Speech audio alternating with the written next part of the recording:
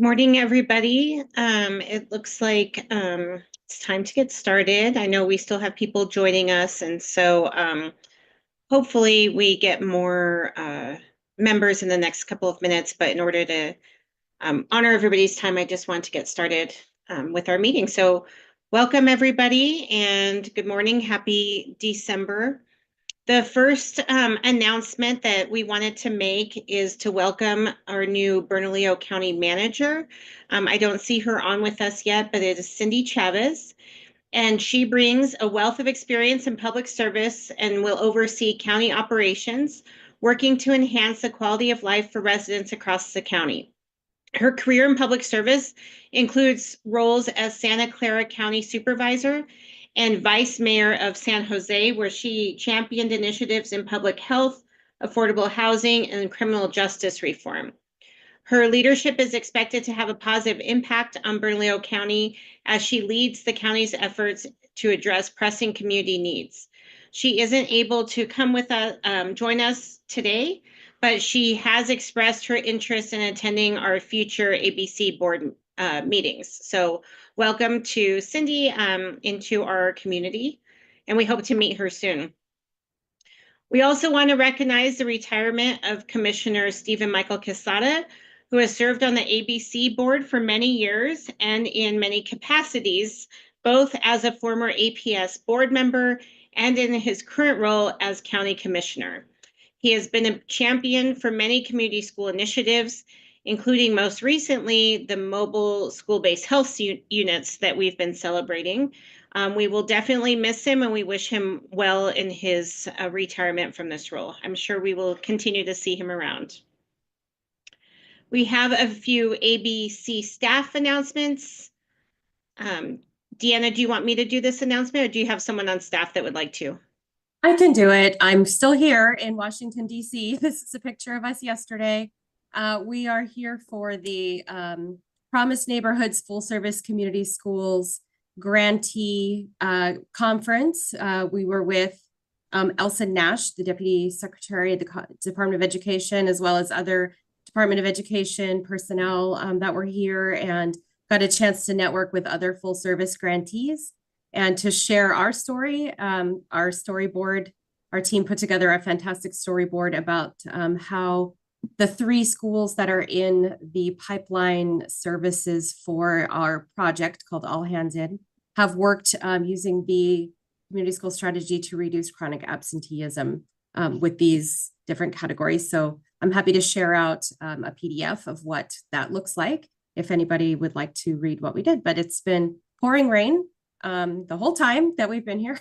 So, but we are really excited to be able to network with other full service grantees. Thank you, Deanna. Congratulations, and I'm glad you guys are out there showcasing the good work that we're all doing. So thank you so much. Do we have a quorum? Yes, we do. Great. Okay, so you will see the agenda in the link. Do we have an approval of the agenda? I motion to approve. This is Counselor Bassan. Thank you. And do we have a second? I'll second. This is Barbara. Thank you. Do we have anyone opposed? Okay. So we'll pass the agenda, the approval of the minutes. You'll see the November minutes. Do we have a motion to approve the minutes from November's meeting? I motion to approve November's minutes. Great, thank you. Do we have a second? I'll second again. This is Barbara. Thank you, Barbara. And anyone opposed? Okay, the minutes for November are approved. And we'd like to move to new business and voting items. We have one item today of new business to vote on. Dr. Emily Germain from the Learning Policy Institute is here to request that ABC participate in a pilot study that is funded by the Ballmer Group. Specifically, she is seeking to explain how community schools are financed, the sources of blending and braiding, how the sources of that funding change over time from private to public, and what essential infrastructure and personnel are brought on with those resources, and what efficiencies and benefits result at the system and the school level as a result of these funds. So I'd like to turn it over to Emily to discuss the pilot study, and we will be taking a vote after the discussion. So Emily? Yeah, thank you so much. Thanks for having me. I think in the agenda, it really gives the overview of what we're trying to do. I'll give another quick summary, but happy to just take questions. I think that's probably the best way.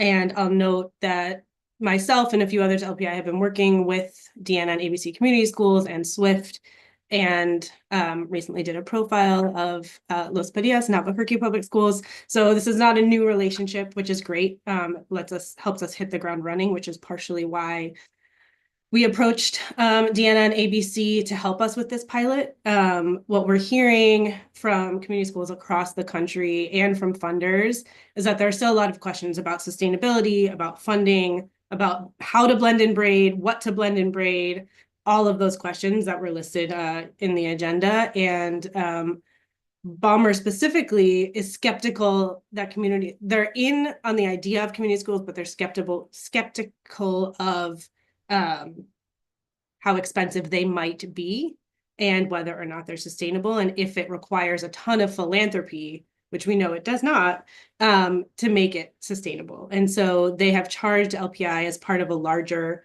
study around the Community Schools Forward framework, which New Mexico has, adopted in their state level grant making, to look for both high quality implementation of the essentials as much as possible, since it's still a newer framework, and then to also look really closely at how systems are sustaining community schools, what the roadblocks are, and then what the role of philanthropy can play in that. And so given our previous work with Balmer and funders, we wanted to make sure we were asking the right questions before we dove in to the official study. And so we thought that working with ABC Community Schools, given your trajectory, the story over time, which Deanna has filled me in, although I would be doing a little bit more digging on that, how you started with private funding, have moved into this joint powers agreement, and are really pulling from multiple sources that are more sustainable, and the push to now think about statewide how to continue to sustain the work in places across the country are all kind of really feed the exact narrative that we are hoping to communicate.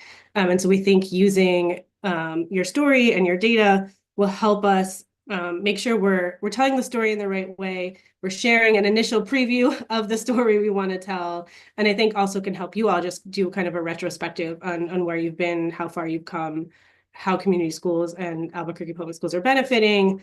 And as I said in the agenda, this can become a public study if that's the desire. The goal is to move quickly on a pilot, right? To kind of just hone questions and make sure you're doing the right thing and just use it as an internal tool. But if this is something that you all desire to become a public report, we are happy to kind of push that through and go through all of the IRB and channels and approvals to make sure that it has everything in place to become a public study eventually. So that's the overview. Happy to take questions and answer any other concerns or questions that you might have. Thank you, Emily. And since the funding for community school development does include community school coordinator salaries, out of school time, homework diner, other community school programs comes from APS, Bernalillo County, and the city of Albuquerque. We want to make sure that we open up this discussion for any questions among the board members.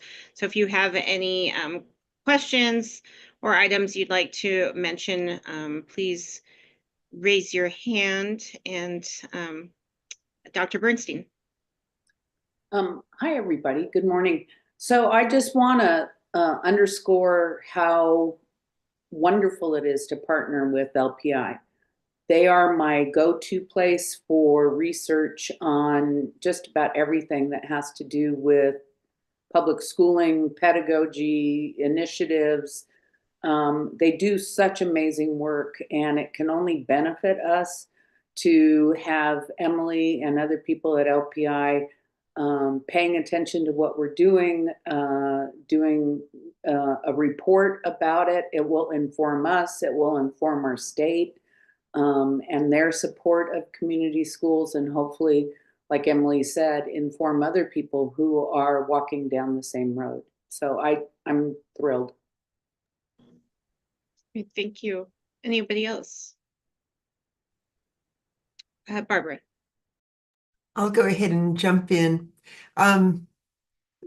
Because I've seen from the inside with the district and at the school level, how hard people work to figure out how to pull little bits of funding into something. I'm curious about how we can use this study long-term to really build the support for more structural support. That it's clear that when we do things year to year with all of these different funding streams, some public, a few private, all of that, we make it work. But the amount of energy that goes into having to do that rather than being able to focus on the actual work becomes overwhelming. And it makes everyone somewhat unsettled. And it's not lack of commitment, but there's always that sort of trepidation of, okay, we've built something good. What's the likelihood that we can sustain it? And so just for food for thought ongoing, how do we take this study and really intertwine it into that long-term goal of how do we set up that whole structure of support for children in an ongoing, committed way?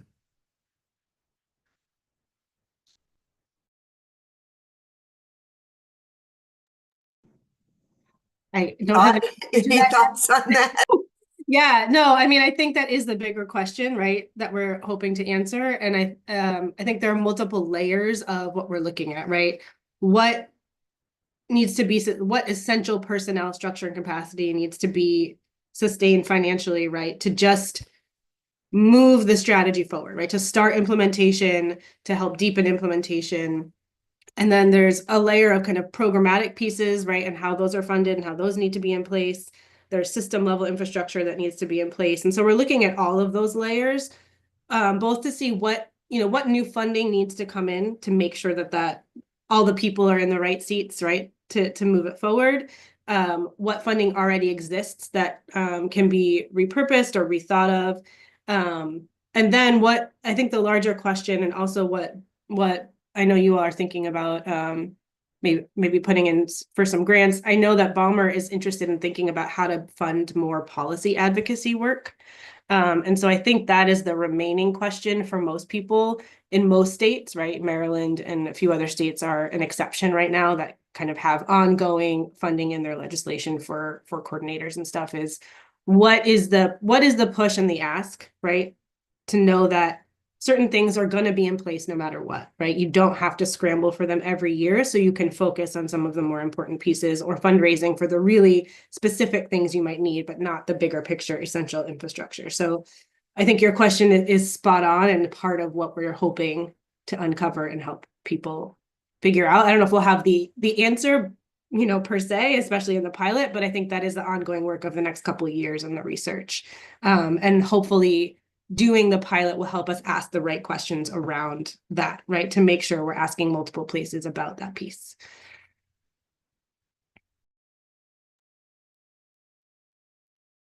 Good morning, Emily. I think the pilot and working with LPI is a great idea, and I just wanted to, I think you already said, but if you can confirm that the funding is covered, there's no cost to participate in the pilot, if you can confirm that. And the second is, what is the length? Are we looking at 12 months, 18 months to complete the pilot? That is a great question. There should be no cost to anyone on your side. We are, funded to do the work. And then the pilot itself is actually intended to be a very quick moving, like a couple months. However, LPI has we have not selected the sites that we're going to focus on for the longer 2-year funded kind of exemplar systems. And so there is potential post-pilot to partner with ABC Community Schools. There's a lot of factors, so I can't promise, right, that will happen, because we're considering about 8 different kind of systems that are using the essentials framework. But I think it gives you a leg up because we'll already know stuff, right? So there's potential for this to then turn into a larger, fully official study, both of the system, how you're implementing community schools, highlighting a couple kind of exemplar, whatever that means. We're trying to move away from that word, but that's currently the word we're using. Schools that are showing really strong, deep implementation. And that is our hope at LPI, is that we can potentially pitch Albuquerque and ABC Community Schools as our we're doing 3 sites as our 3rd site. And so if that were the case, then it would be more of a longer kind of 12 to 18 month study, where we would do most front end work kind of via Zoom, kind of get the picture, and then come do some observations and on the ground work.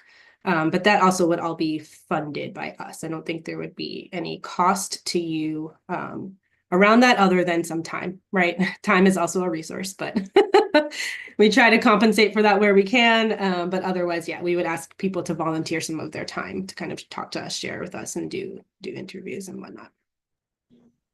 You, Dean Goodrich. Hi, I believe there was a question we haven't answered yet, which was, would it be wise to secure an IRB so it could be a public report? And I just want to voice support that. I do think it would be wise to secure that IRB so we would have the option of releasing this publicly if the board so desired in the future. Thank you. Member Dominguez.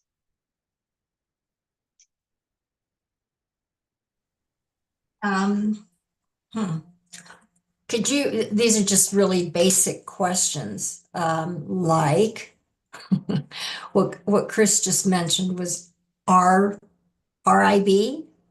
IRB. What is that? It's an institutional review board. So any all research studies that are meant to be public, right, that are published research, typically go through an institutional review board to ensure we're following the right ethics and procedures around the study. And it goes on both ends. So LPI has our own IRB process where we submit our studies and that gets approved. Albuquerque Public Schools has their own IRB process where we would say what we plan to do, who we plan to talk to, any harms that we anticipate, any benefits we anticipate, and it just gives us approval to kind of go forward and make the research public. And we're happy to move forward with that. That sometimes moves slowly. So like we're hoping we can do the pilot, which is internal and not public, and move the IRB process forward at the same time. So that as if we do want to make this public, which it sounds like most people are leaning in that direction, we'll have the approvals by the time we need them. And then a follow-up question. How many, when you say you're considering 8 pilots, I'm assuming that we're selecting the strongest ones, the strongest, or maybe not, but I guess I'd like to know. I know that Albuquerque has gotten a lot, rightfully so, a lot of good press about how it implemented community schools. First, what other schools join us as great examples, and then and then who are the 8 pilots that you're considering? Yeah, so this pilot is mostly focused on financial, like publicly available budget and financial data with a little bit, so this part of the pilot. So there's kind of 2 parallel pieces that speak to each other. There's a whole separate study that LPI is going to undertake over the next 2 years on systems that are implementing the key practices as New Mexico is, how they're doing it, how they're building infrastructure, what implementation looks like. And so the hope is that we can pitch Albuquerque as one of those places and then identify a few schools that are really exemplifying that. But for the pilot, it's really about the finance piece. And so the only involvement we would really need from schools for the pilot is to we'd love to talk to like 2 schools, for example, a principal and a coordinator who can just talk about how they're thinking about allocating the money that they get, right? Like the money that comes into the school, how are they doing the budget? What are they paying for? What are they getting just through partnerships in kind? Just to kind of paint that full picture from system level down to school level. But it should be a brief interaction, you know, like 1 interview over an hour where we can learn like who's partnering. A lot of the stuff's already collected through ABC, right? Who they're partnering with, all of that we can already access through data that you already have, but really just talking through the thinking that a coordinator and a principal go through when they're thinking about their budget for the year, the funding that's coming in and what it's going to around the essentials. So the pilot is really more discrete, and then the larger study we're hoping might happen, but that I don't know yet. And then some of the other sites we're looking at are Greece Public Schools, which is in upstate New York. We're looking at the Kent School Services Network, which services about 7 districts in Michigan, Hamilton County, which is in Tennessee, Baltimore, which I'm sure you all know, in Maryland, the YMCA. So the schools that the YMCA services in Baltimore, and there's one that I'm forgetting. There's one in Minnesota, Faribault, is a small rural district in Minnesota. So these are all tied up in some of the bomber work we've been doing. They're working specifically with our partner, the National Center, getting TA around the Essentials Framework. You guys have your own structure for that. And so there's a slight difference there, which is probably fine. But we're required to work with at least 2 that are receiving TA from our partners in this research, which is the National Center for Community Schools. And then we have leeway to do a 3rd site that's also using the Essentials Framework and providing TA around that, which you all are. So there is strong potential there, especially, you know, with the pilot data. I think we can make a really convincing argument, which is our goal to continue to work with you all, is to make a convincing argument to make New Mexico our 3rd site. But I just can't promise that that's going to happen. There's more people involved than just me in that decision. Thank you. Are there any more questions or a motion to pass this? I so move. Okay, anyone second? I'll second. This is Barbara. That's my job today. Oh, I was like, wow, you're on a roll. All in favor? Aye. Aye. Any opposed? Okay, great. Thank you. We look forward to it. So thank you for reaching out to us. We appreciate it. We want to talk a little bit about the supportive infrastructure as a community school essential, because the supportive infrastructure referenced in the Community School Forward Essentials for Community School Transformation serves as a foundation for progress, and being selected to participate in this pilot as a model of braided, blended, and sustained funding highlights how our board, along with the strategic partnerships and sustainable resources, plays such a pivotal role in building the infrastructure necessary to scale and sustain community schools across our county. And so we want to highlight this pilot also as our work in support of infrastructure. So thank you, Dr. Germain, for allowing us to do this. And thank you to the board. Well, appreciate it. Next on the agenda, we would like to talk about how community schools demonstrate collaborative leadership in action and the early outcomes that we have been seeing in Albuquerque Public Schools so far this semester. We think it might be a good idea for board members to level set what we mean when we say the words collaborative leadership. There is a definition that you'll see on your screen that offers a definition of collaborative leadership, shared power, and voice. It says families, students, teachers, principals, and community partners co-create a culture of professional learning, collective trust, and shared ownership as they make decisions together through formal structures and more informal engagement.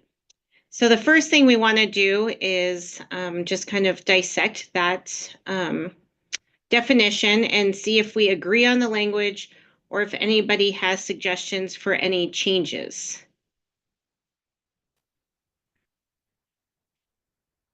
Anyone? It's perfect the way it is. Okay. So we want to talk a little bit, and we can go back to this as after the discussion if we think that we missed something. We want to talk a little bit about the role and function of our community school councils as we think about what this collaborative leadership looks like in action. And we recognize that not all of you have had a chance to participate in a community school council. So we want to share a little video clip about a community school council in action at Los Padillas. Deanna, can you play the clip for us? Yes, I can. I just have to cue it up. Just give me 1 second. Sorry. In this video clip, you'll see the community school council at Los Padillas. And you will see them identify the school's latest needs assessment. Their community school coordinator is guiding the council to intentionally select the top 3 focus areas with a goal of strategically pairing the school's partnerships with each of their focuses. So if you want to take a look at the video, that will be played for us shortly.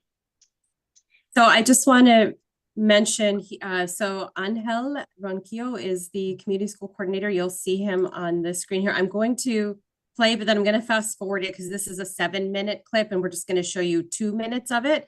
But this is his community school council in action. There are parents present, community partners present, school staff, administrators, just what we would expect to see in a community school council. And we also want to thank Los Videos for sharing this with us. So I'm going to hit play. But then we're going to fast forward just a bit. Here we go. And also, this is a multilingual experience here at Los Videos. Entonces, lo que queremos hacer es tal vez saber, ok, ¿dónde vamos, en qué área vamos a tener el mayor impacto? ¿Verdad? Hay que saber, ok, tal vez en la distancia de servicios, por decir, gente que está batallando para llegar a las citas médicas, tal vez eso no sería algo que, al menos de que tengan una idea muy creativa, sería muy difícil impactarlo aquí como consejo, ¿verdad? ¿Sí? ¿Sí me explico? Okay. So, for example, if we were to choose like distance to services, which is like, there's no clinics basically in the area, right? And so it's difficult to get there from here to there, right? But is that something that Los Padillas can impact? Unless we have like a super creative idea, probably not, right? So today, the conversation is going to be about making decisions about which 2 areas we think we're gonna have the most impact, okay? We had a similar conversation last year about the same time of the year, but this year, right, we're a little bit more mature as a council, I'm a little bit more mature as a coordinator, and we have a team that's more cohesive, okay? So this time around, we're gonna ensure that we move into action immediately after choosing this, okay? Entonces, el año pasado, cuando llegamos a este punto, no sé si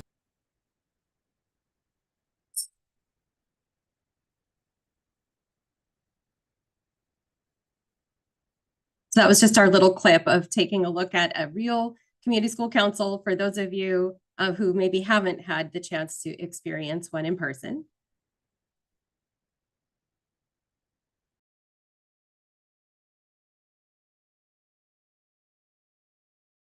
Dr. Blakey, you're muted. Sorry. I haven't done that in like 3 years, so it's so it's going to be a long day. So I just wanted to reiterate that if you're holding your breath for how the video ends in the council meeting, the top 3 focus areas that they selected were mental health care, physical health care, and before and after school care. So we just wanted to kind of open the floor up for any discussions from the board about seeing this community school council meeting in action, or any of you who have attended community school councils, if you want to share your thoughts about our guardrail regarding the importance of community school councils. I'll share a little bit about the one we have, one of my middle schools, Wilson. I think we've heard a lot about it in this group with the walking school bus. And we did some virtual meetings with the community school coordinator and the council in regards to that project. And it was just really awesome to see how open they were to even partnering with all of us, asking for us to all pitch in the right avenues too, I think was really great with that project. where we all could show up and pull up and help in our own ways that still ended with the result of what they need for the school. So I think that's for me been a really awesome thing, is to be able to bring our expertise and our resources to the school in that way. I think it's a perfect way to do that. So I've enjoyed that partnership with our community school, and we'll continue working with them. And the coordinator there is really amazing. So we're excited. That's great. Thank you, Counselor, for sharing. Barbara. I think that one of the things that the Wilson work shows is how much support there is in the community for our schools, but frequently we're not organized to take advantage of it. And so I think the work that's been done, thanks to the counselor, thanks to the neighborhood associations, it's really figuring out how to give people a vehicle and engaging people who look at the school, care about the school, but lots of times just don't see how they can get involved with it. So I think that's a really wonderful thing. I think one of the challenges is lots of times just simply logistical, that it's always a struggle to figure out how to set up meetings. So you have meetings where there's a lot of staff, but it's a bad time for parents. You have a meeting that's a better time for parents, and staff is overwhelmed with something else and can't be there. And so I think one of the creative things that a lot of schools are working on is how do we adjust the schedule just to be able to get more input? Because one of the things in the big picture of collaborative leadership that I see is that the real issues never get put on the table. That a lot of times what we collaborate on is whether we're going to do I don't know, some kind of fundraiser to bring in money, or whether we're going to put our efforts towards, setting up a book giveaway or something like that. Things that are important, things that logistically need to be gotten to, but sometimes don't really speak to the deeper issues that we want really and truly both community, families, staff, students to be a part of. So I do not see, I guess bottom line, I don't see any other vehicle other than the council to really be able to work this out, pull people in. I think it's really critical. And the schools that are the strongest, I do think there's a really good relationship between the instructional council and the work that goes on in the instructional council that is more engaging with staff, and the work that is being done with the community school council that really works at bringing in families and opening that door.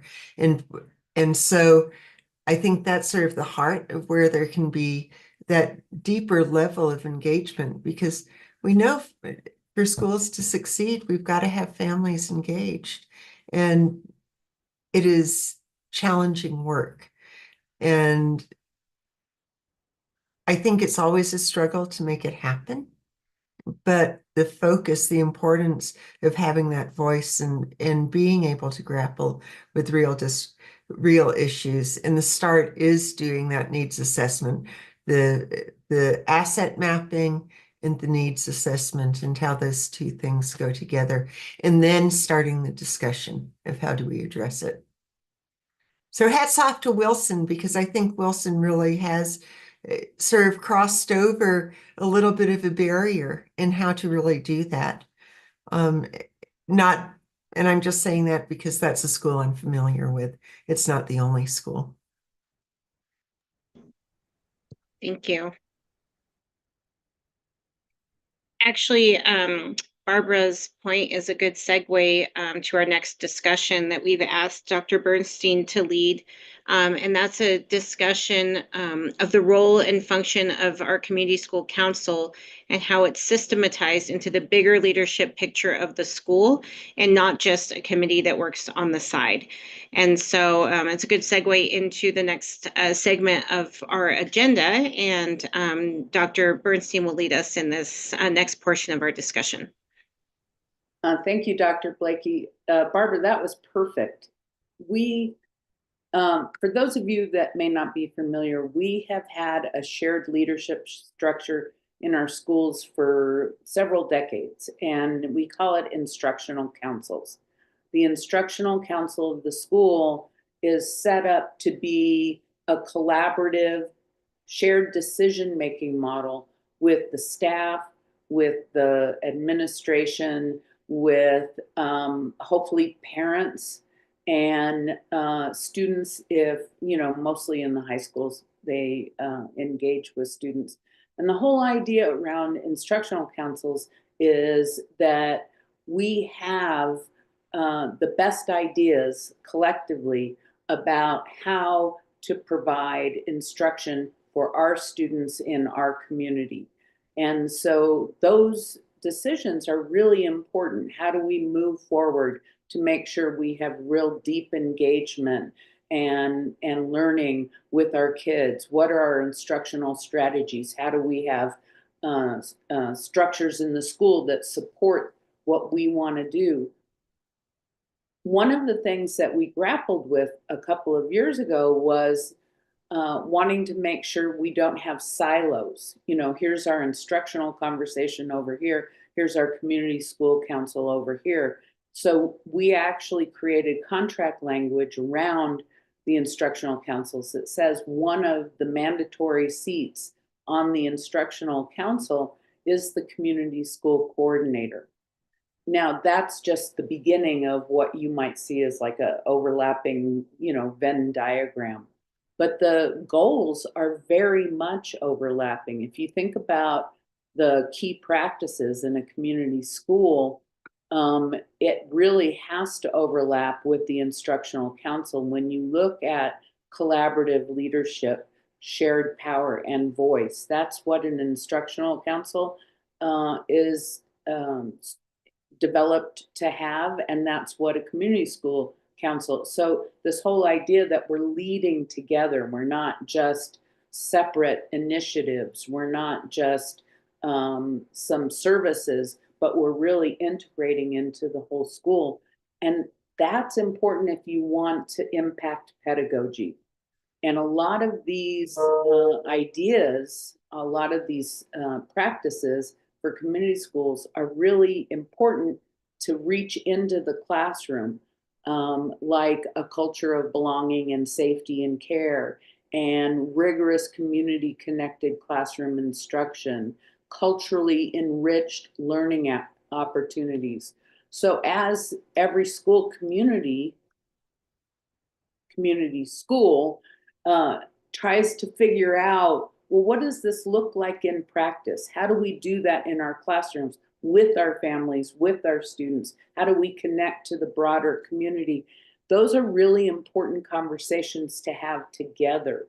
And so I just wanted to make sure everybody understood that we have over time really tried to move these discussions from a top-down, here's how you should do it or are supposed to do it, to also bottom up, here's what we believe is best for our kids, for our community, and here's how we're going to make sure we lead these initiatives together.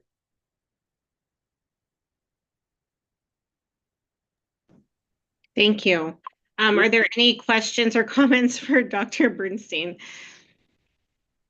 I think she thought at first she was on mute that whole time because nobody said anything. For a second, yeah. Any questions or comments? So I just wanted to kind of point to the work in the school district as we look at our guardrails. We have an interim guardrail. We have two interim guardrails actually that kind of work coincide with what Dr. Bernstein was just talking about. One of our interim guardrails is measuring community school councils meetings, and the other one is measuring our instructional council meetings. So I just wanted to point out the instructional council meeting as the other part of the governing of the school that's important to remember, and then the community school council meetings of guardrail 4.1. So you'll see here, and this is something that we measure with the school board to show that our progress towards meeting the guardrail of 4.1 is the number of community school meetings held by community school coordinators at schools designated as priority and emerging by the school's district performance framework and system of support will increase from 504 in May of 2024 to 840 in May of 2027.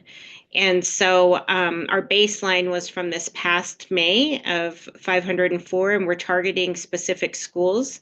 So I think I've talked about it at this meeting before, but the district, we have a performance framework in which we've divided the schools into 4 different categories. So the schools that need more support are in the priority and emerging groups.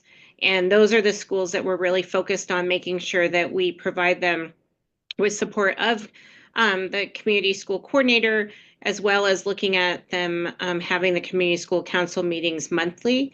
And that's how we're kind of systematizing this work in community schools, as well as showing it as a value in the district. I don't know, I'm going to put Brian Garcia on the spot if he wants to add anything to how we are working towards this guardrail 4.1 and really looking at how we work on collaborative leadership within community schools. Thank you, Dr. Blakey. Good morning, everyone, members of the board. Thank you for this opportunity in the sense that this guardrail, along with the work and support of this ABC board and district leadership, really underscores and provides a support system for our coordinators.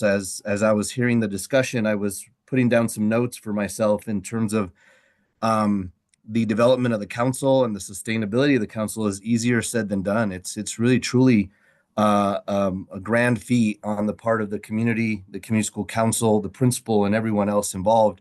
And so Dr. Blakey really seeing that the other guardrail that wasn't mentioned, guardrail 1.1, in regards to strategic and intentional partnerships, also supports the council. So it's really neat to see how all the structures are really coming together to create the enabling conditions for what we're able to accomplish. So thanks for this opportunity, and let's keep doing this great work.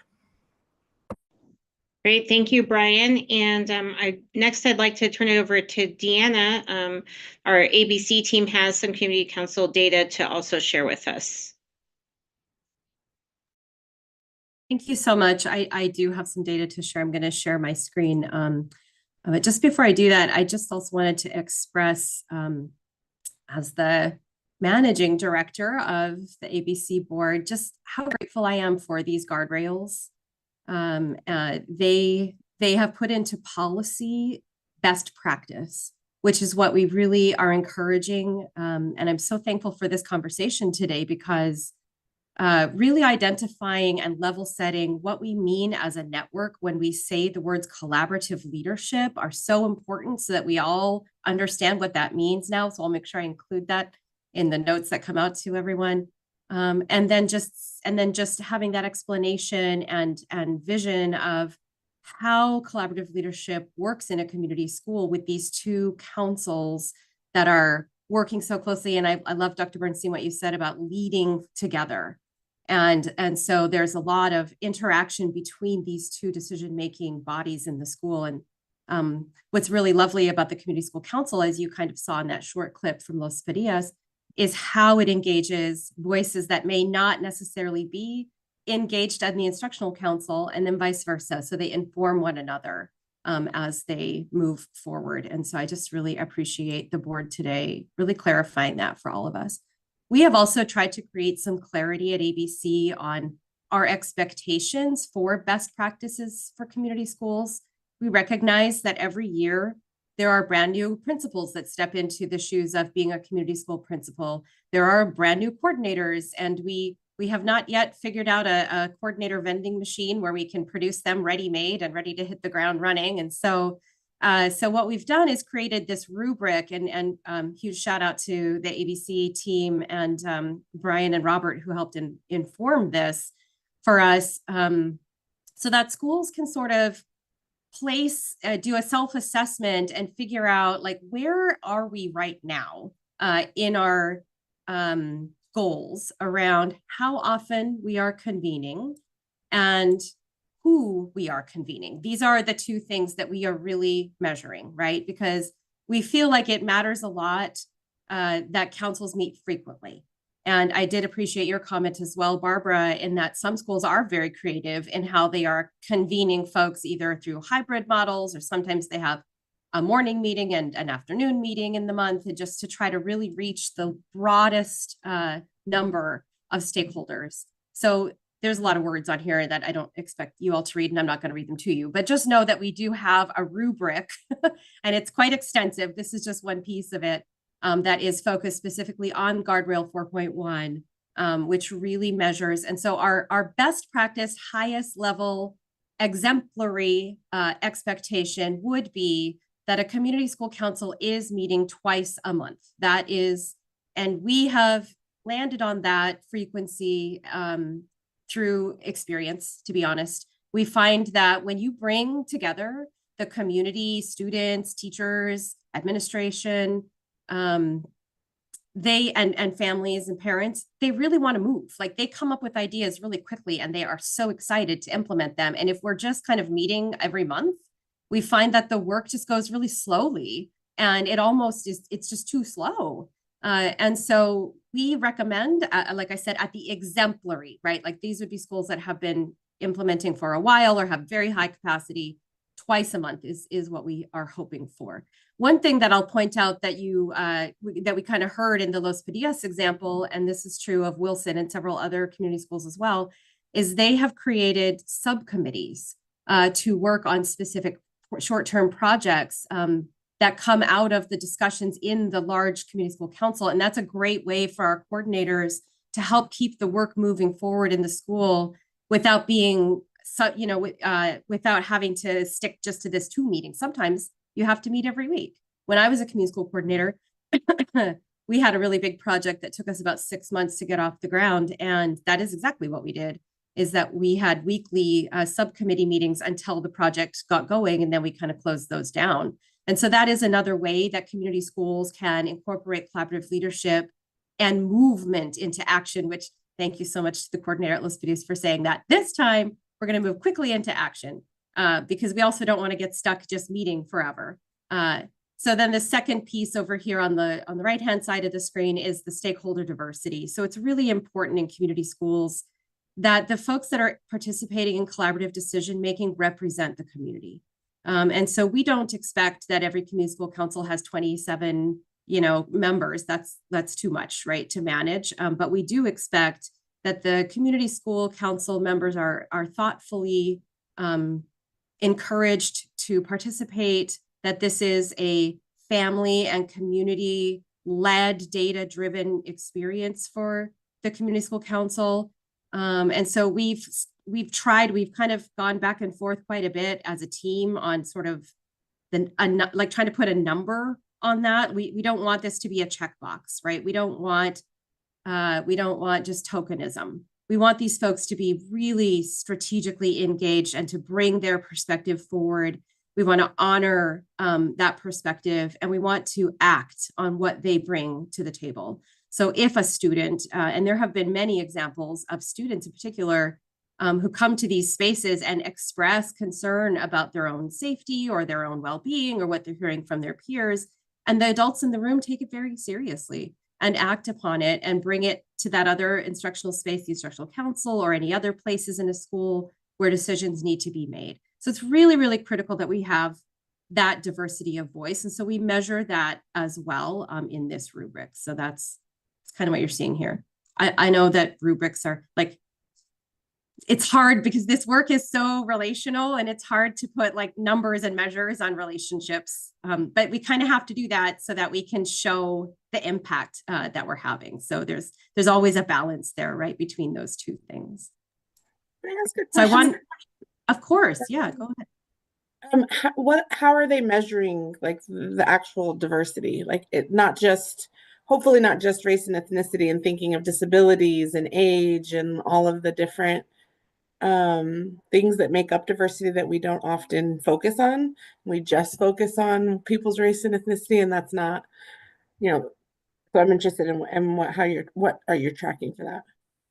Councilor Rogers, that's a really good question. And this is actually this was the very next screen.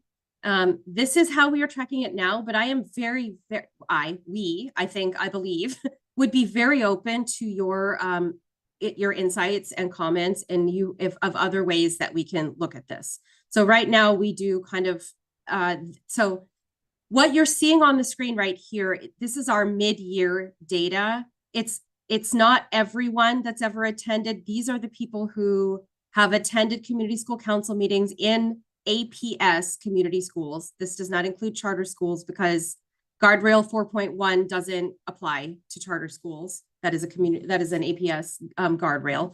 And it does show, but these are all the folks who have attended at least 50% of the time. So there are other people that have been to community school council meetings, maybe less than 50% of the time that you're not seeing here. So the list there, it's quite extensive, I know, but is kind of what the community school coordinators are identifying. But like I said, if you have suggestions for us, please do. You could either say them now or email them to me, and we would be very happy to discuss other ways of identifying diversity in our councils. Okay, I would maybe just change the word then so that people don't have that impression that that's what you're tracking. Is that this is more just who's at the table. Maybe. Sure. Yeah. Represent it. Yeah, because I think of diversity, I'm thinking of all of the things, not who's represented in terms of organizations and their positions in the school, like student. Yeah, what we're trying to get at and label is representation of voice. And label it diversity. That's not, I think those are conflated. This is good. And I'm not suggesting we have to do the whole other one, just maybe be more clear so that folks like me with sensitive ears to that aren't thinking you're tracking something different. Yeah, no, of course. And again, if there are things you think we should be tracking, we are absolutely open to that. So I would say this is great.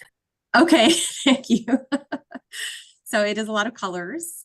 This is a new program that we're experimenting with. So I like that. So, but what you'll see here right now is the representation of voice in our community school councils up until just this week. So this is the most recent data that we have. Teacher voice is the light blue, and then support staff, which is great because teachers and staff obviously make up a huge number of folks that have a lot of influence in community schools. We see parents and caregivers, school administration, students, community school coordinators, family engagement partners, which we measure differently than actual families. So these would be folks that work with partners, or that are partners representing family engagement. So it might be PTO or something like that. Faith-based orgs, higher ed, community residents. And that's interesting because those are folks that don't necessarily have a student in a school, but this school sits in their community and they very much want to support it. There is district support you'll see on there, out of school time, nonprofit, business leaders, tribal partners, elected officials, disability advocates, and district leaders. So far this year, this data represents, there are 60 community schools in APS, like I said. This is 65% of them have recorded data, and there's reasons for that number. Some of it is, we have, like I said, brand new community school coordinators. We don't expect a person to necessarily step in and start leading community school council meetings like their second day. So that's part of the reason for that low number. And in some cases, we collect these data from a spreadsheet that we ask community school coordinators to track. And so if that spreadsheet hasn't been filled out, we don't have access to it. So that's the case in a couple of them. So far this year, we've had 177 community school council meetings. So we're around 40% of our goal. So we're maybe just a tiny bit behind, but we do still have several months of school left. And so we're very optimistic that we will actually be on track for the goal set by Guardrail 4.1 by the end of the school year. And then one other thing I wanted to share really quickly, because I know we're running short on time. We had some really great opportunities this last week to have some conversations through phone and email with community school coordinators. We wanted to know what the community school councils have been working on so far this semester. And it was really cool to get all these responses. And so I just wanted to highlight a few things for you. We did get responses from about 75% of our community schools, which is fantastic. The top 3 initiatives that our community school councils are focusing on are increasing family engagement. So 23 of the schools that responded said that was one of their top issues. Creating a culture of safety, belonging, and care. That was the second most prioritized goal. And then improving attendance was the third most prioritized goal. And so we asked the coordinators to tell us, what are you focused on? What data sources did you look at? Who did you engage? And what are some early outcomes you're seeing? So, and without exception, all of the community schools had engaged families and parents, and all of the community schools had engaged school staff. And almost all of the schools had engaged students, and almost all the schools had engaged community members.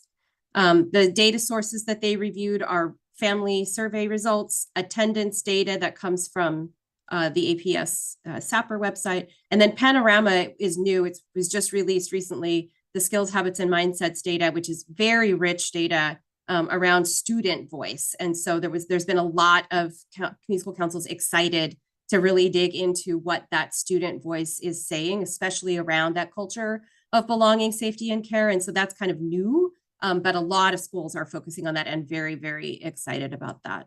And some early outcomes that we have already identified this semester: many schools have seen an increase in family engagement. Many schools have seen an increase in attendance or a reduction in chronic absenteeism.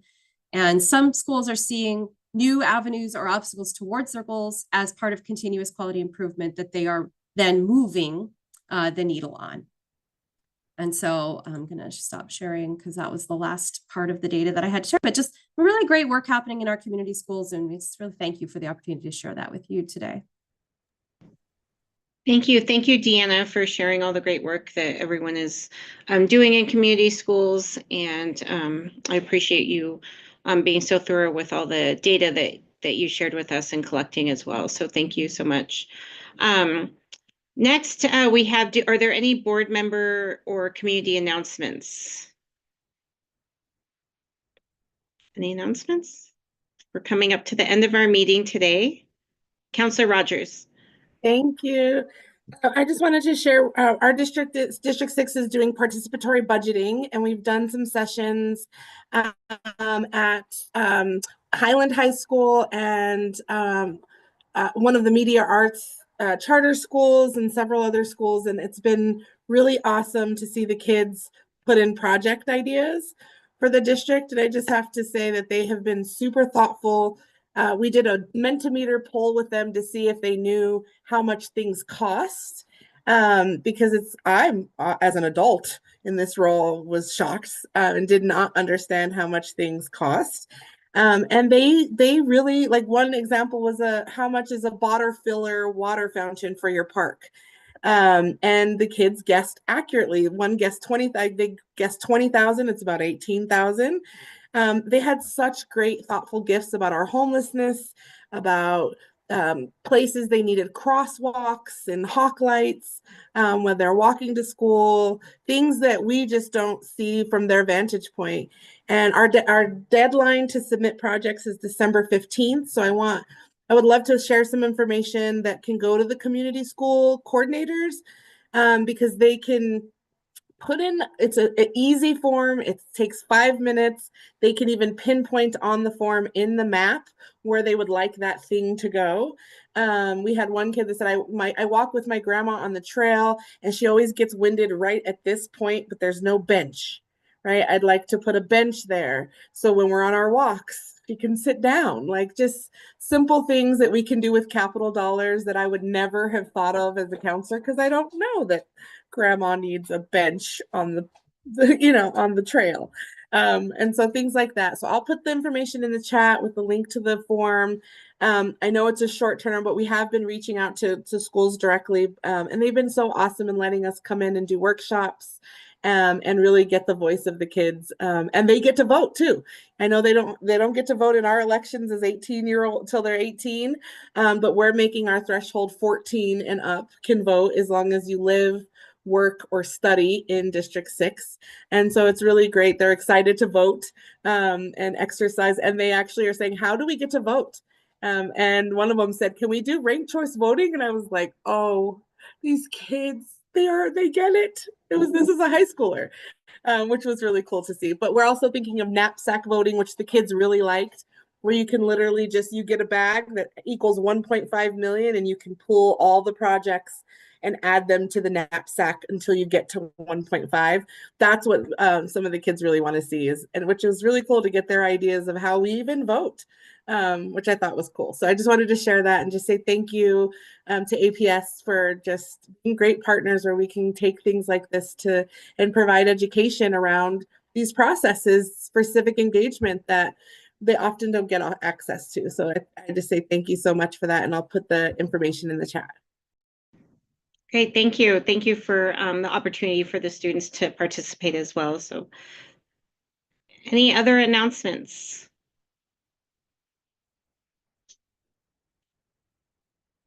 We'll make sure that gets through the chat before we sign off.